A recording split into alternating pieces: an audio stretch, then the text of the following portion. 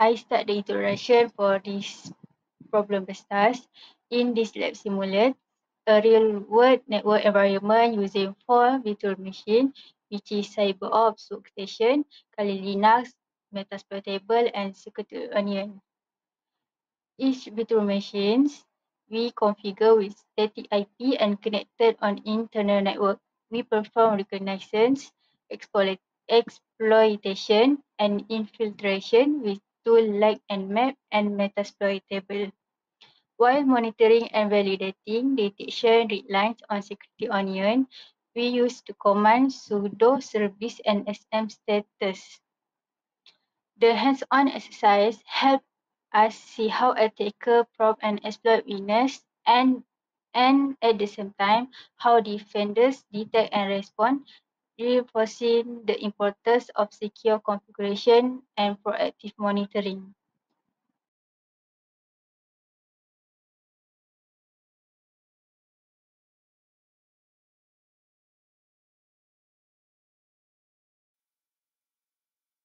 Each VM credential is username and password has been set according to the table requirement. For the CyberOps Workstation VM has been set to username. Username is analyzed, the password is CyberOps. Also for Security Onion, the username is analyzed and also password is CyberOps. For the Kali Linux has been set to username is root, the password is CyberOps. Metasploit table has been set to the username is msfadmin and also the password is msfadmin. Each VM has been set internet network and also has been set according to requirement. In the CyberOps Workstation Windows, the network has been set to internet network using bridge. In CyberOps Workstation network, we set the network to internet network name is inside. For the Kali Linux and the Kali network setting, we set the network to an internet network name internet. For Security Onion, we set four network setting adapter. First is adapter 1 internet network username inside. Adapter 2 internet network name TMZ. For adapter 3 internet network name internet.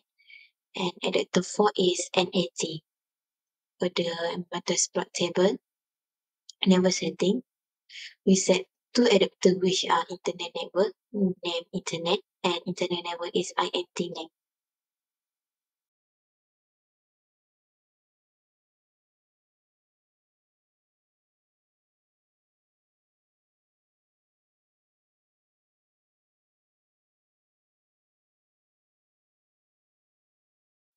Security Onion connection with other machine. First, we try to ping Security Onion with all the machines to see if it has connection or not. We try to ping Security Onion with CyberOps and it has a connection. Also, we try to ping Security Onion with Metasploit table and also we have connection too. And lastly, we try to ping Security Onion with Kali Linux and also we get connection. The scripts require user privilege inside the CyberOps machine. We run sudo lab support file script configure as static.sh command to see the IP for CyberOps. This picture is when before changing the NIC. The IP is 192.168.0.11/24. To change the NIC, we use the command sudo lab.support.file/script/configure _s_static.sh. We change the new IP address to 09.165.200.232 and we use And we also changed the gateway IP to 109 to 165 to 100.226. After changing the NIP address and gateway has been successfully changed. For to see that, we use the command sudo.lab support files configure as static as each to see if uh, the IP address already has been changed or not. In security onion, we run command sudo service and sm status to ensure the status of all server and sensor are ready, which means all the status show result. Okay, and then we run command date to record current date and time.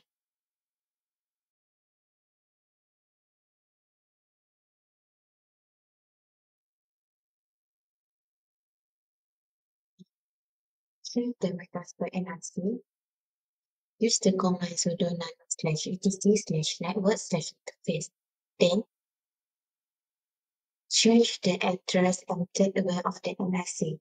Lastly, restart the name interface by using the command sudo if dump eth 0 and sudo if up eth 0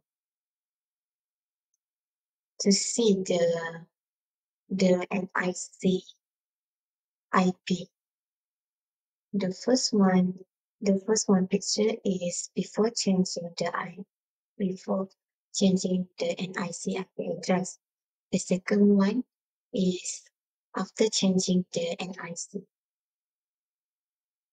After changing the NIC, the IP address changed from 209.165.200.236.235 to IP address 209.165.200.234.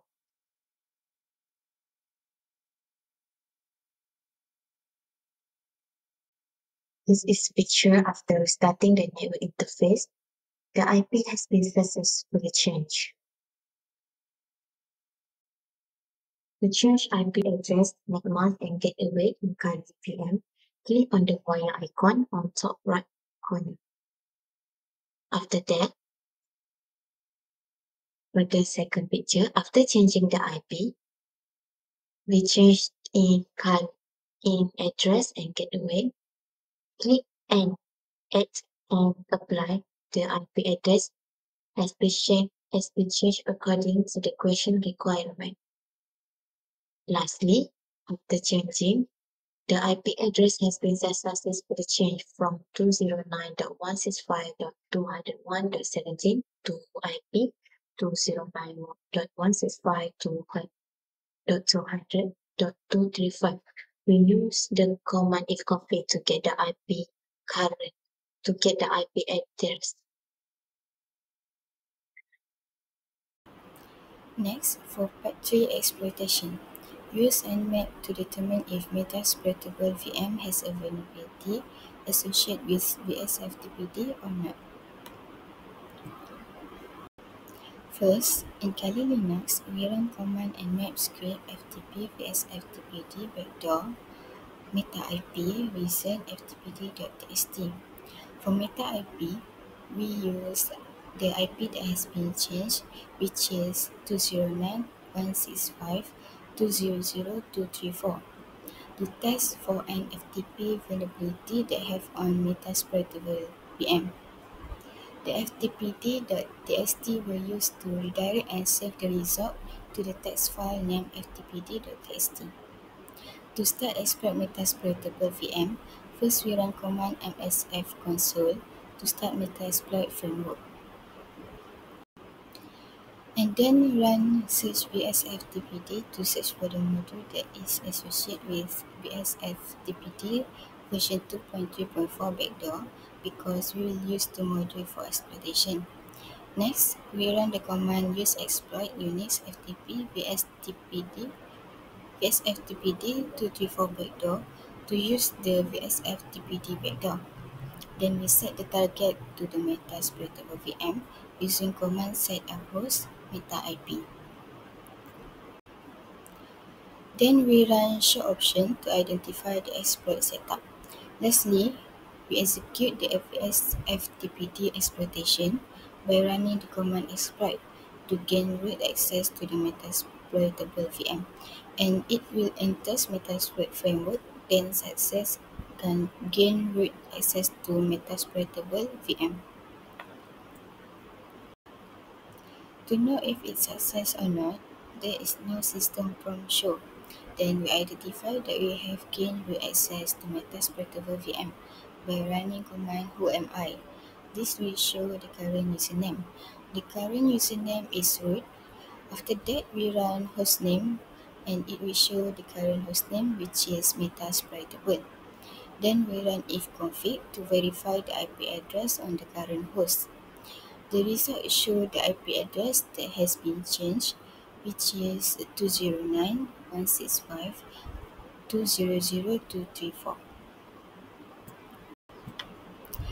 To gain full control or access of the metasploitable VM, we deploy the content of etc shadow file.